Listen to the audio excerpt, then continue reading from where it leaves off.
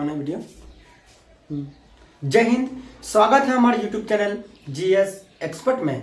इससे पिछली की क्लास में हम लोगों ने फंडामेंटल राइट्स को कंटिन्यू करते हुए आर्टिकल 13 तक पढ़ा दिया है। केशवानंद भारतीय केस को भी पढ़ा दिया है। अब मैं इसको कंटिन्यू करते हुए आर्टिकल 14 को देखता हूँ। आइए समझते हैं। आर्टिकल 14 क्या है?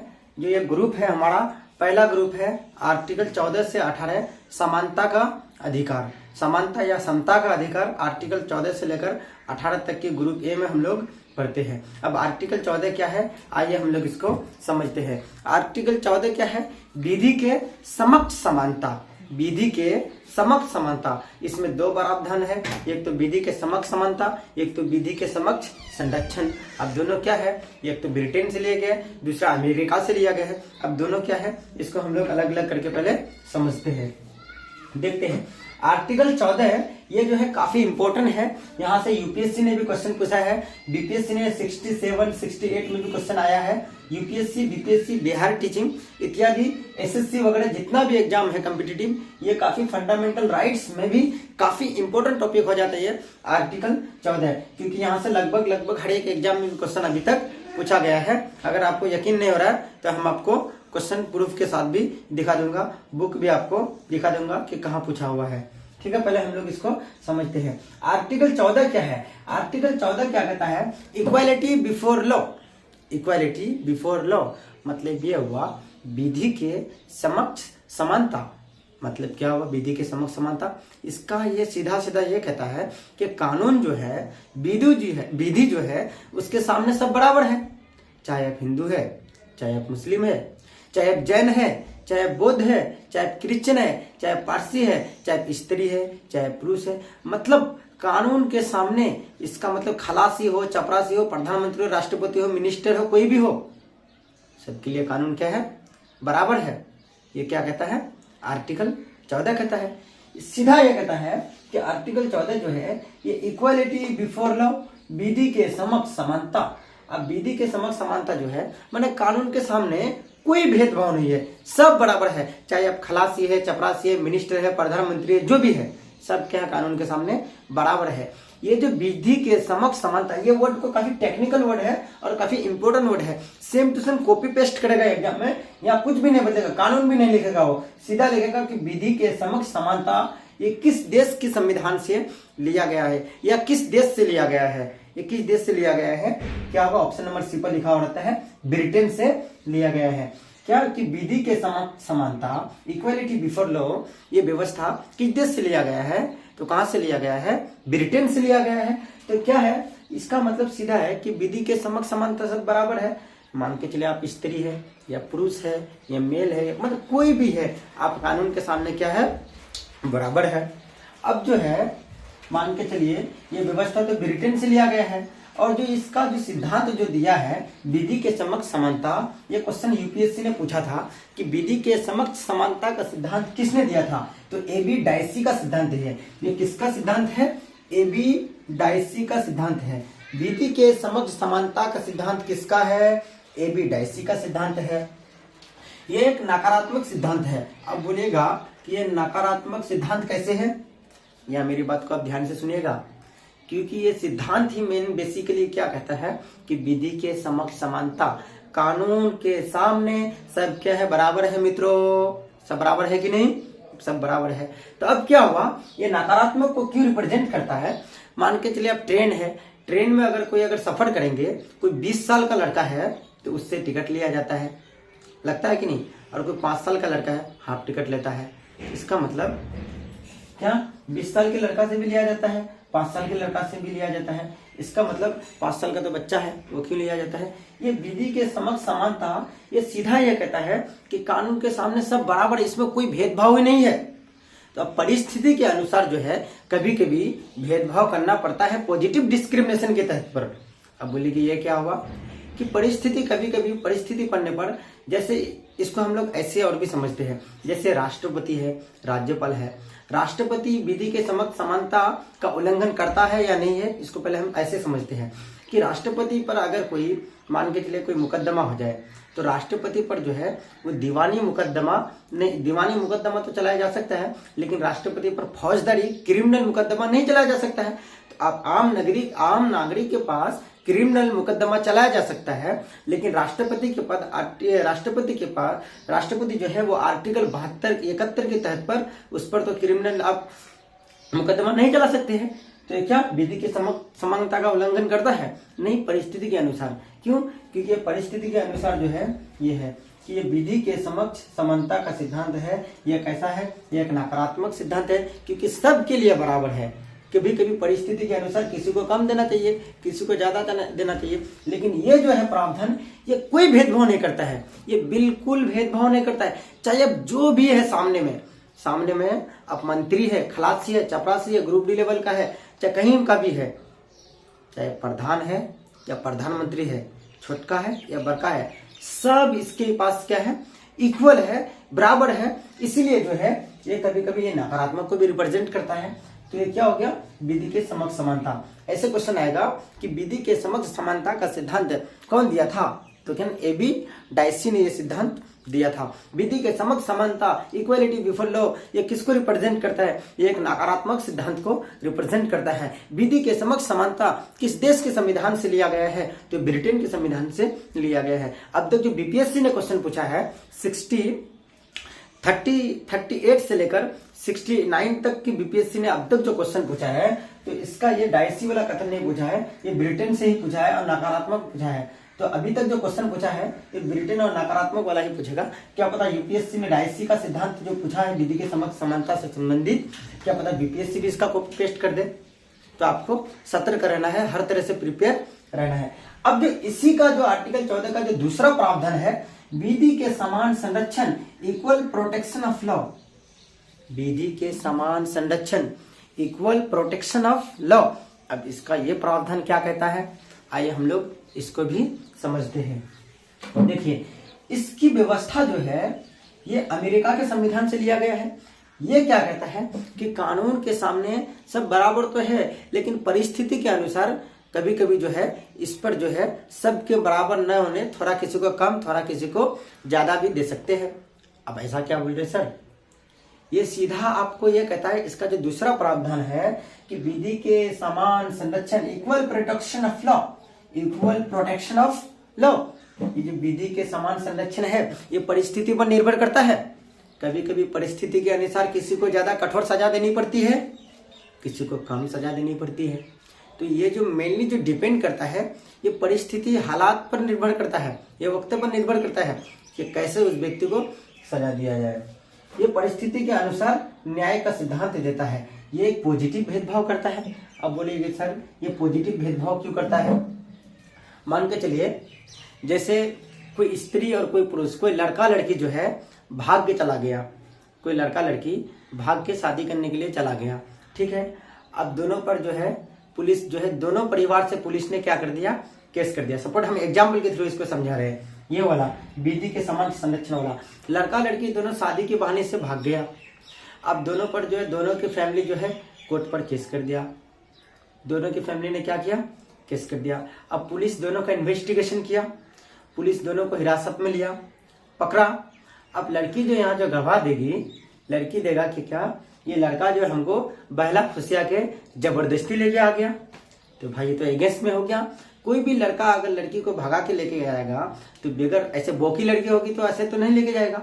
मतलब ये कहता है कि कोई भी लड़का अगर लड़की को भगा के लेके अगर गया शादी के पर्पज से, उसमें दोनों की रजामंदी होती है। लेकिन कोर्ट जो वहां जो सुनती है केवल और केवल लड़की को ज्यादा वैल्यू देता है, लड़का को कम वैल्यू देता है। इसमें लड़की को ज्यादा वैल्यू देती है लेकिन लड़का को कम वैल्यू देता है। इस परिस्थिति के अनुसार ये तो क्या, ये एक तरफ ज्यादा प्रमोट करता है और एक पक्ष में ज्यादा प्रमोट करता है, एक पक्ष में कम प्रमोट करता है।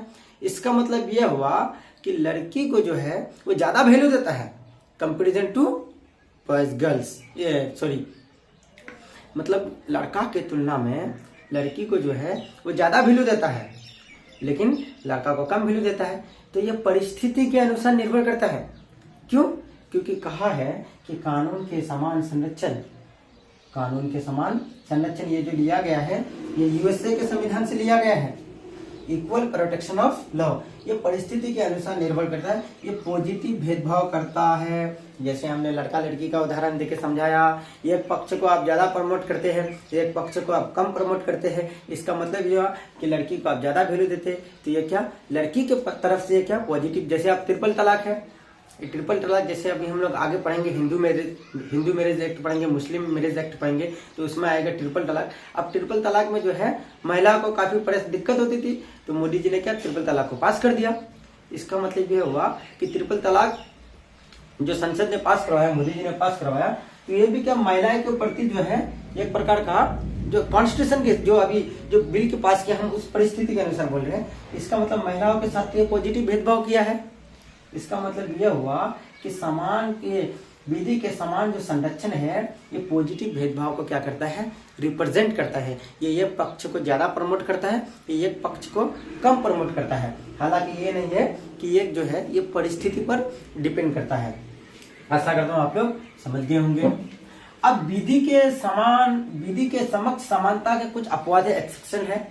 अब इसका अपवाद क्या है, पहले हम लोग इसको समझते हैं। एक तरफ आप चिल्ला रहे हैं कि विधि के समक्ष जो है समानता है, सब समान है, कानून के सामने सब बराबर है। अब फिर दूसरी तरफ आप ये कह रहे हैं कि इसमें कुछ अपवाद भी है। अब क्या है, इसको हम लोग पहले समझते हैं। देखिए, एक तरफ आप चिल्ला रहे हैं कि विधि के समक्ष समानता है, फिर दूसरी तरफ करें कि इसका कुछ अपवाद भी है। अब इसका अपवाद क्या है सर, वही तो हमारा आपको समझना है, क्योंकि यहां से भी एग्जाम जो है अभी डायनेमिक हो गया है। क्वेश्चन जो पूछेगा आपको 360 डिग्री में घुमा के क्वेश्चन पूछेगा। तो देखिए इसका अपवाद क्या है, सबसे पहले इसका अपवाद को हम आपको जानना पड़ेगा। अब जो राष्ट्रपति है और एक आम नागरिक है, मान के चले हम क्या हो गए, हम आम नागरिक हो गए और एक राष्ट्रपति हो गए। तो राष्ट्रपति महोदय जो है हमारा, वो भारत का जो है प्रथम नागरिक है और हम तो एक आम नागरिक है। अब मेरे साथ और उसके साथ क्या भेदभाव होगा, यह हमको समझना बेहद जरूरी है। अब क्या इसको ऐसे समझते हैं, मान के चले हम किसी को मार दिए, हम किसी का हत्या किए, ठीक है। तो अगर हम किसी का हत्या किए तो कोर्ट तो हमको सजा सुनाएगी, लेकिन वहीं अगर राष्ट्रपति अगर हत्या करता है तो राष्ट्रपति जब तक अपने पद पर वो कार्यरत है, राष्ट्रपति जब तक अपने पद पर कार्यरत है, तब तक उसके पास जो है या उसको जो है वो फौजदारी या क्रिमिनल मुकदमा जो है उस पर नहीं चलाया जाएगा। तो अब जो हुआ ये क्या होगा सर, एक तरफ आप बोल रहे कि विधि के समक्ष समानता, फिर आप बोल रहे कि राष्ट्रपति अगर कोई फौजदारी अगर घटना किया तो उस पर फौजदारी मुकदमा नहीं चलाया जाएगा, लेकिन कोई आम नागरिक है तो उस पर फौजदारी मुकदमा चलाया जाएगा। अब ये कैसी बात है। तो ये जो कहता है कि राष्ट्रपति महोदय जो होगा वो अपने पद पर जब तक रहेंगे उस पर किसी भी प्रकार का क्या, राष्ट्रपति जब तक अपना पद पर रहेगा उस पर किसी भी प्रकार का फौजदारी मुकदमा नहीं चलाया जाएगा। लेकिन कोई भी अगर आम नागरिक है, कोई एक छातापुर का आम नागरिक है, वो अगर घटना किया छातापुर, वो अगर घटना कर दिया औरंगाबाद में, तो वहां भी सब सेम सजा उसको सुनाएगा। इसका मतलब यह होगा कि आम नागरिक के लिए क्रिमिनल ऑफेंस जो सेम है, लेकिन एक अपवाद के तौर पर जो राष्ट्रपति है वो अपने पद पर रहने के समय तक वो जो है उस पर फौजदारी मुकदमा नहीं चलाया जा सकता है। अब वही राष्ट्रपति को हम समझे, वो कौन सा अनुच्छेद के तहत पर उस पर नहीं चलाया जा सका, कौन, आर्टिकल 71 के तहत पर। इसका मतलब यह हुआ कि आर्टिकल 71 के तहत पर वो जो अपना सजा भी माफ कर सकता है, कि राष्ट्रपति के पास आर्टिकल 71 जो है ये क्या देता है, राष्ट्रपति को आर्टिकल 71 इजाजत देता है कि राष्ट्रपति सजा को माफ कर सकता है। अब मान के चले द्रौपदी मुर्मू जी राष्ट्रपति है, अब राष्ट्रपति पर कोई फौजदारी मुकदमा चालू हो गया तो आएगा संसद में, उसपे क्या कहते हैं कोर्ट पर उसके पर केस हो जाएगा। जब तक न्यायालय उसको क्या दोषी करार देगा तब तक धाई लिख के क्या कर देगा, सजा को माफ कर देगा। मैं श्रीमती द्रौपदी मुर्मू जी, मैं अपनी सजा को माफ करता हूँ। इसका मतलब यह होगा कि राष्ट्रपति आर्टिकल 71 के तहत पर अपनी सजा को माफ कर सकता है। अब वहीं जहां राष्ट्रपति हुआ तो ये देश के लिए हुआ। अब जो राज्यपाल होगा, गवर्नर होगा, तो राज्य का होगा, स्टेट का होगा। तो गवर्नर जो है, राज्यपाल जो है, वो आर्टिकल 162 के तहत पर अपनी सजा को माफ कर सकता है। आर्टिकल 172 के तहत पर अपनी सजा को माफ कर सकता है, लेकिन इसके लिए आपको याद रखना है जब तक कार्यरत है वो, जब तक वो कार्यरत खत्म हो गया फिर पुनः उस पर जो है कानूनी कार्रवाई शुरू हो जाएगी। अब हम लोग आगे बढ़ते हुए इसको समझते हैं। राष्ट्रपति और राज्यपाल महोदय जो है ये आर्टिकल 361 के तहत पर, जो आर्टिकल 371 है उसके तहत पर किसी भी फौजदारी मामला को नहीं चलाया जाएगा। अब ये क्या बोल रहे हैं, राष्ट्रपति और राज्यपाल पर आर्टिकल 361 के तहत पर किसी भी फौजदारी मामला को नहीं चलाया जा सकता है, नहीं चलाया जाएगा। राष्ट्रपति और राज्यपाल दोनों के कार्यकाल के दौरान कोई फौजदारी या क्रिमिनल मामला नहीं चलाया जा सकता है। अगर राष्ट्रपति और राज्यपाल अपने कार्यरत है दोनों, उस पर कोई फौजदारी मुकदमा, मान के चले कोई अगर वो घटना किया तो उस पर जो है फौजदारी मुकदमा नहीं चलाया जा सकता है। आप राष्ट्रपति आप ऐसे समझते हैं, राष्ट्रपति क्या कोई नौजवान लड़का को बनाता है? नहीं बनाते हैं। राष्ट्रपति आप 35 साल की उम्र में बनते हैं। जिस तरह से ऐसे समझना है आपको, राष्ट्रपति एक प्रकार का दादा हो गया। अब देखते हैं दादा लोग कहीं घटना करता है क्या? नहीं करता है। अब वहीं अगर नौजवान को अगर राष्ट्रपति बना देंगे, तो अगर नौजवान को राष्ट्रपति बना दिए, मान के चले 25 साल की उम्र में कोई राष्ट्रपति बन गया, अब चले गए कहीं घूमने, तो वहां उसको कोई और पसंद आ गया, चक्कर पकड़ करने लगेगा, तो इस तरह से अगर चक्कर पकड़ करेगा तो उसको राष्ट्रपति बनाएगा। इतने सर्वश्रेष्ठ सम्मानित पद पर अगर रह के वो अगर इस तरह का हरकत करेगा, करतूत अगर वो करेगा तो अच्छा लगेगा? ये तो अच्छा नहीं लगेगा। इसलिए राष्ट्रपति को जो मेनली बनाया जाता है वो 35 साल की उम्र में बनाया जाता है। अब 35 साल की उम्र में वो राष्ट्रपति बनाएगा उसको, तो वो 35 साल की उम्र में इतने बड़ी जिम्मेदारी संभालेगा कि इधर उधर चक्कर पकड़ करेगा। ये चक्कर पकड़ का जो है एक तो उम्र होता है, डिफिनिट उम्र, ये एक उम्र के बाद जो है ये खुद खत्म हो जाता है। ये एक उम्र की गलती है। तो राष्ट्रपति को बनाया ही इसलिए जाता है कि वो तो 35 साल की उम्र में बनाया जाता है। उस समय तो वो कोई फौजदारी मुकदमा करेगा नहीं, फौजदारी मामला से वो घटना घटेगा नहीं उसके साथ। तो सपोज डेट अगर फौजदारी मामला वो किया भी, जब तक वो अपने कार्यकाल पर है, जब तक वो अपने कार्यरत है, अपने कार्यकाल पर कार्यरत है, तब तक उस पर किसी भी प्रकार का कोई भी फौजदारी मुकदमा नहीं चलाया जा सकता है। उसके लिए अनुच्छेद जो निर्धारित किया गया है 361। मेरे मित्रों, ये क्वेश्चन आपको पूछेंगे कि राष्ट्रपति को कौन सा अनुच्छेद के तहत पर उस पर फौजदारी मुकदमा नहीं चलाया जा सकता है, तो अनुच्छेद क्या होगा? 361। और फिर ऐसे क्वेश्चन पूछेगा कि राष्ट्रपति अपनी सजा को कौन सा अनुच्छेद के तहत पर क्या कर सकता है? सजा को खत्म कर सकता है, सजा को माफ कर सकता है। तो राष्ट्रपति अपने सजा को जो है आर्टिकल 71 के तहत पर माफ कर सकता है। वहीं राज्यपाल अपने सजा को आर्टिकल 162 के तहत पर माफ कर सकता है। वहीं अगर ऐसे देखेंगे, राष्ट्रपति और राज्यपाल उन दोनों के लिए एक अनुच्छेद जो है निर्धारित किया गया है, अनुच्छेद 361, उस पर जो फौजदारी मुकदमा नहीं चलाया जा सकता है। सीधा यहाँ लिखा हुआ है कि राष्ट्रपति पर फौजदारी मुकदमा नहीं चला जा सकता है, किंतु जो दीवानी रुपया पैसा धन दौलत से संबंधित मुकदमा हो उस पर चलाया जा सकता है। लेकिन उससे पहले जो है मुकदमा चलाने से पहले 2 मंथ पहले उसको जो है नोटिस कर देना अनिवार्य है कि राष्ट्रपति महोदय जी, आप पर जो है ये आरोप लगा है, ये दीवानी मामला है, आप पर कानूनी कार्रवाई शुरू होगी। 2 महीना पहले राष्ट्रपति महोदय या राज्यपाल महोदय को क्या करना पड़ता है? नोटिस देना पड़ेगा। ठीक है। अब जो हमारे पार्लियामेंट है, संसद है, तो संसद के अंदर तो मशरूम सब जाता है। बोलेंगे मशरूम कौन? मशरूम नहीं जाता है, मेंबर ऑफ पार्लियामेंट जो जाता है यहाँ से एमपी चुन के। प्रत्येक 10 लाख पर एक जो मेंबर ऑफ पार्लियामेंट चुनने की जो ये है निर्धारित किया गया है। तो अब अलग अलग क्षेत्र से जाता है।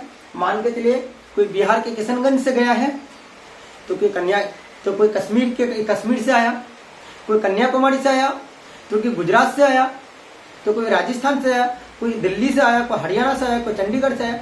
अलग अलग क्षेत्र से जो है मेंबर ऑफ पार्लियामेंट चुन के जो संसद के अंदर जाते हैं। अब वो आपस में अगर किसी भी प्रकार का जो विवाद हो जाए, वाद हो जाए, तो उसके लिए जो है न्यायालय वो रिस्पॉन्सिबल नहीं होगा।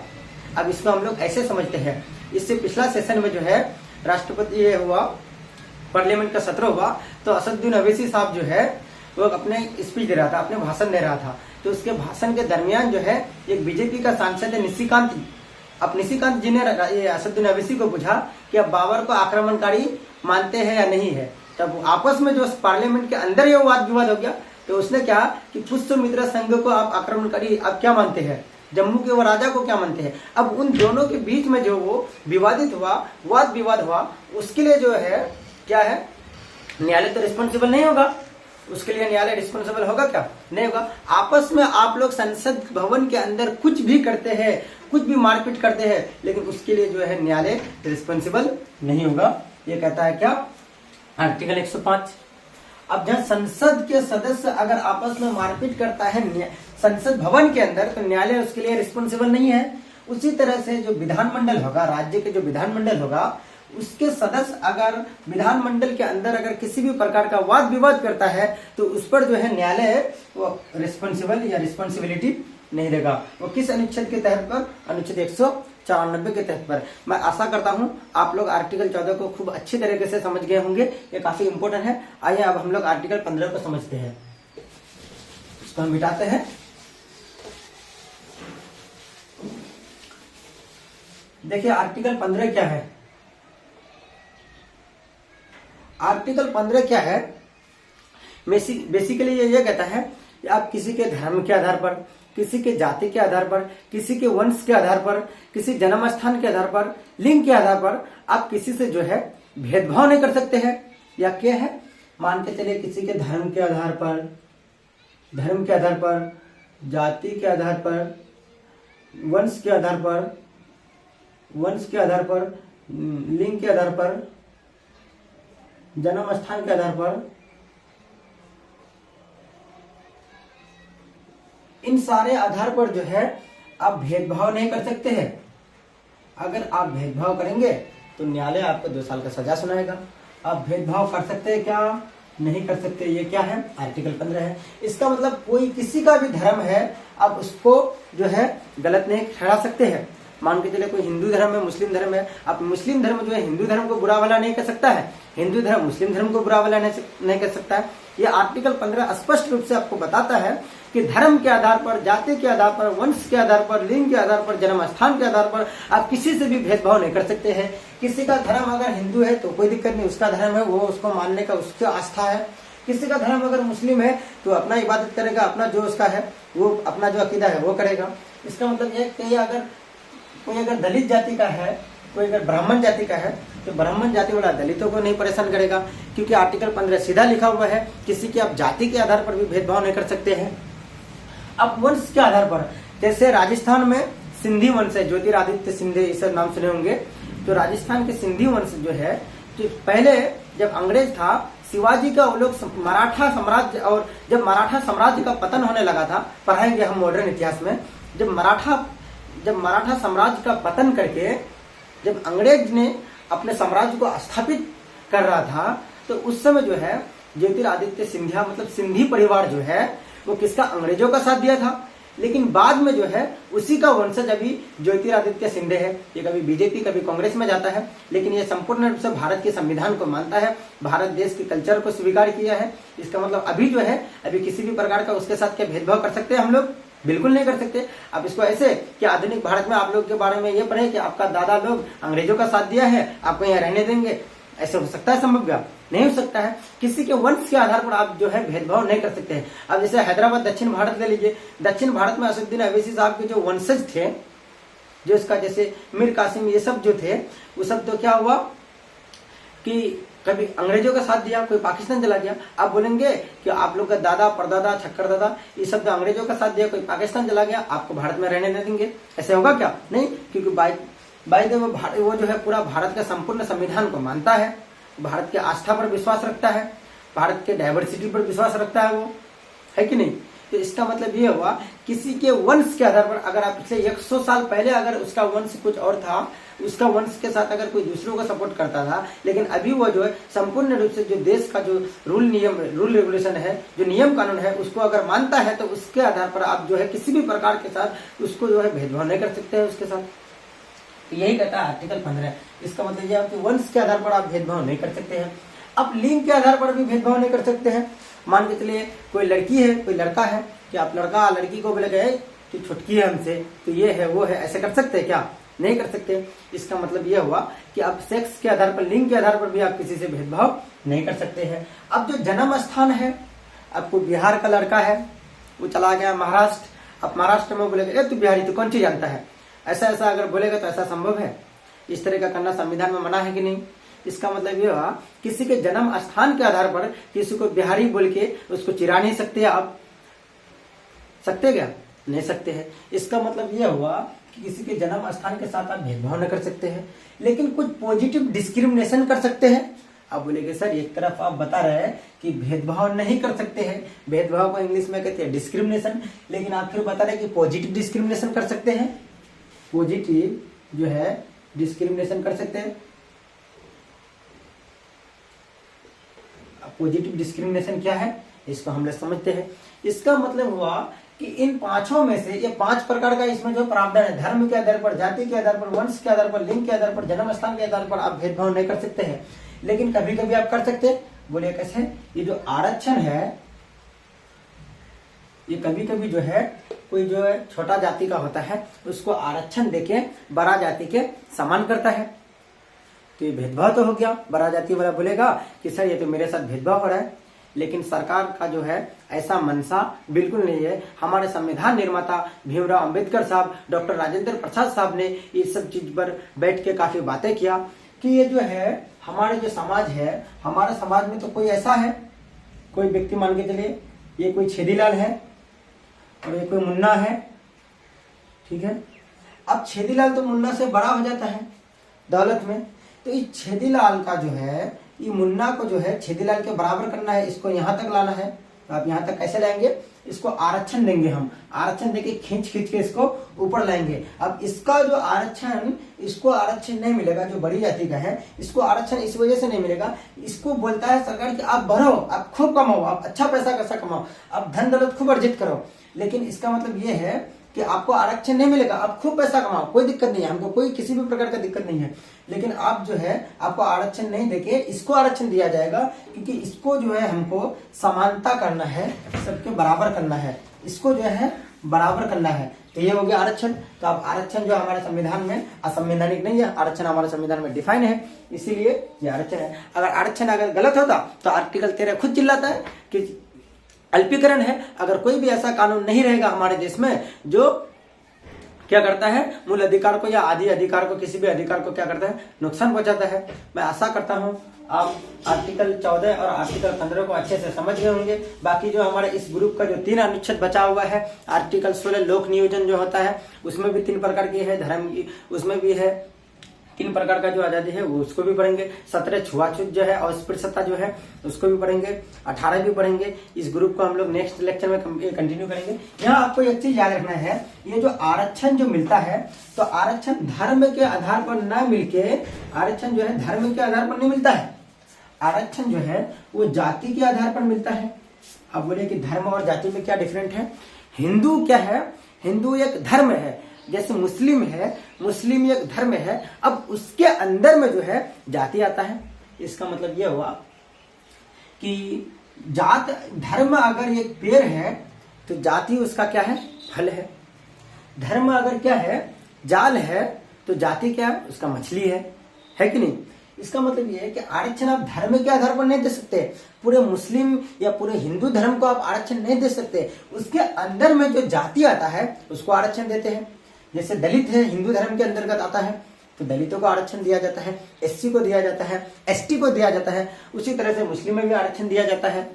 अब कोई जेंडर कैटेगरी का अगर फीमेल है तो उसको आरक्षण नहीं देता है, फीमेल अगर जेंडर कैटेगरी का है तो उसको आरक्षण देता है। मैं आशा करता हूं आप लोग आर्टिकल 14 और आर्टिकल 15 को खूब अच्छी तरह से समझ गए होंगे। अगर आप स्क्रीनशॉट नहीं लिए तो वीडियो को सबसे शुरू का ही स्क्रीनशॉट आप ले लीजिए, उसके बाद अच्छा से समझ गए। जय हिंद। अगर वीडियो अच्छा लगे तो वीडियो को लाइक कीजिए, कमेंट कीजिए, शेयर कीजिए, सब्सक्राइब कीजिए चैनल को। ठीक है दोस्तों, जय हिंद, धन्यवाद।